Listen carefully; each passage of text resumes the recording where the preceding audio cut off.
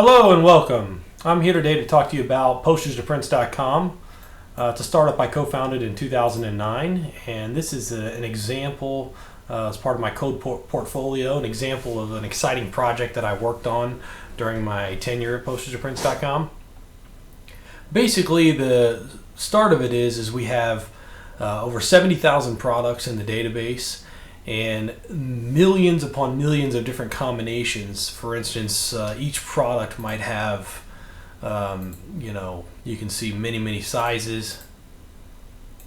And when it comes down to talking about, for instance, vertical panels, horizontal panels, different colors of prints, different categories of prints, there's just a lot of different combinations and different ways to filter and sort products. So doing this obviously gets very slow when you're trying to sort on using MySQL and a bunch of different products. So we came up with a solution to use Sphinx for filtering and searching and really displaying products in a category-like structure, which flattens out the database. You can see here if you wanted to sort on, for instance, or I guess I should say filter on size, you can get a medium. Say a vertical panel, and you want that vertical panel to be kind of in the red color scheme, and you want it to be a giclée print, and maybe you wanted it to be framed. You could see that in really sub 1 second time, Sphinx was able to return results and narrow it down to exact sizes in each product category. Very impressive. Very happy with how things turned out there. Obviously, you can remove different results if you want and get it going. One of the interesting filters was color. What I had to do to get this to work was each image, I would break it down to, say, 16 colors or so, and then I would see out of those 16 colors, how closely do they match up with each one of these color categories. And then I would group them into those color categories so that you could say, okay, show me, a dark brown, and it would show you all the dark browns. And if you choose two colors, it's very interesting. What it does, it actually adds the percentage of this image that is, this color brown, and the percentage of image that is, sort of more of a lighter brown, and it shows you the one with the most light and dark brown inside of it first, and then goes down from there.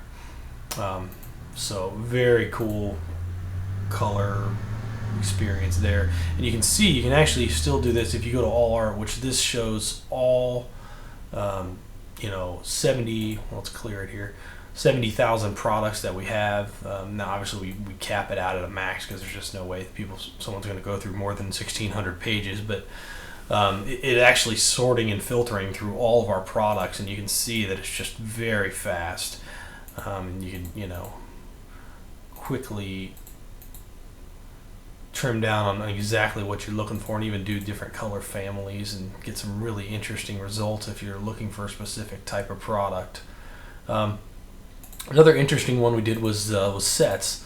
So a lot of our sales were coming from sets and people looking for 2 and 3 and 4 piece sets. So we allow people to quickly choose, how many pieces you're looking for. And again, you can actually combine that with these colors. So if you're looking for a set that has these different, reds and pinks in them, you can actually just filter on that right away.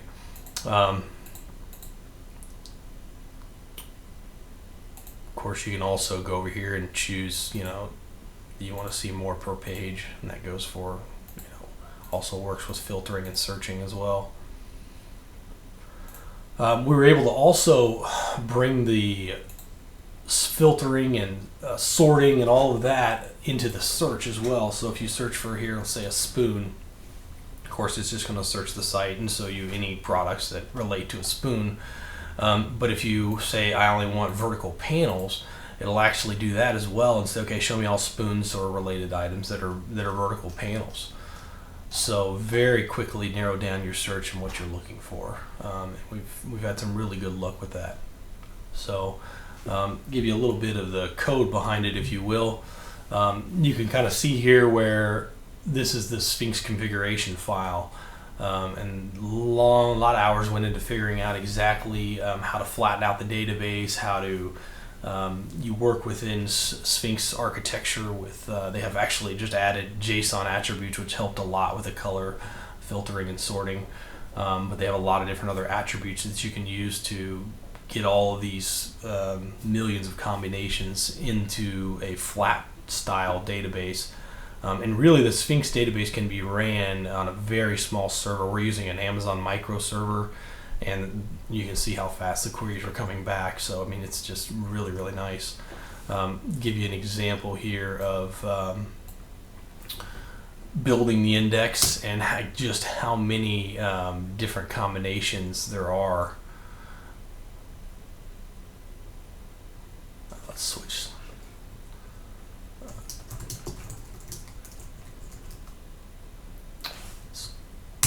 do it again. There we go. So this is actually building here all of the different document combinations based on all the different variables of attributes that each product has.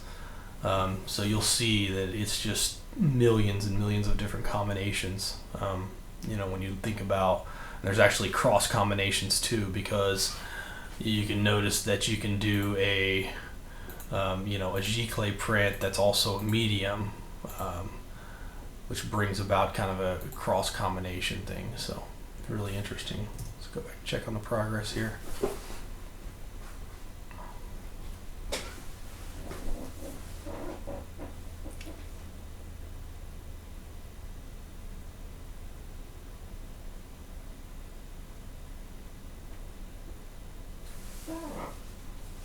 This was a really fun project to work on. Really expanded my knowledge of how to scale something to million. I mean, this could really scale to millions and millions and millions of products and combinations. And I'm only on a micro server right now, one micro server, and Sphinx can scale to distributed servers and many, many different. I mean, there's people using millions and millions of. You can see here. 193 megabytes on the database size. There's obviously people using gigabyte size databases with Sphinx. It's just worked really, really well for us. Millions of attributes in sub 1 second intervals. So thanks for watching and checking out the Michael Slate code portfolio. Contact me at slatem@gmail.com or through my website, michaelslate.com. Thanks a lot. Bye-bye.